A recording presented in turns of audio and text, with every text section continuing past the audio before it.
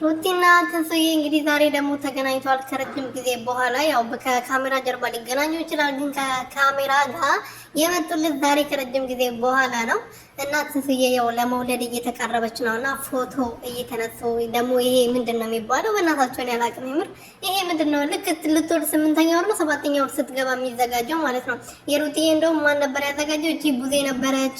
አሁን የአብርሽ እህቶች ደስ የምትለው ማለት ነው። ስርዓት አላት። የሰው ህይወት ውስጥ ገብታ የሰውን ህይወት ማትበጠብጠው ዛሬ የትንሱዬ ፕሮግራም ላይ አለች እና እነሱ ነበሩ ያዘጋጁት። እንደዛም ሆነው እንግዲህ ያው ትንሱዬ ሩቲዬ ፈጣሪ የተመሰገነ ይሁን ክብሩን ጠቅልሎ ይውሰድ ማለት ነው። መድኃኒዓለም ልጇን በሰላም ተገላግላለች። ትንሱዬም በሰላም ለጤና ልጅሽን በእጅሽ እንደምታቅፊ ጸሎት እናደርግልሻለን ማለት ነው። የኔ እናት የኔ ወርቅ።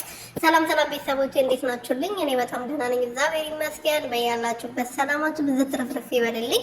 እንግዲህ ሩቲዬና ትንሱዬ ዛሬ በሚገርምና ደስ በሚል ፕሮግራም ይመጡልናል ማታ ማለት ነው።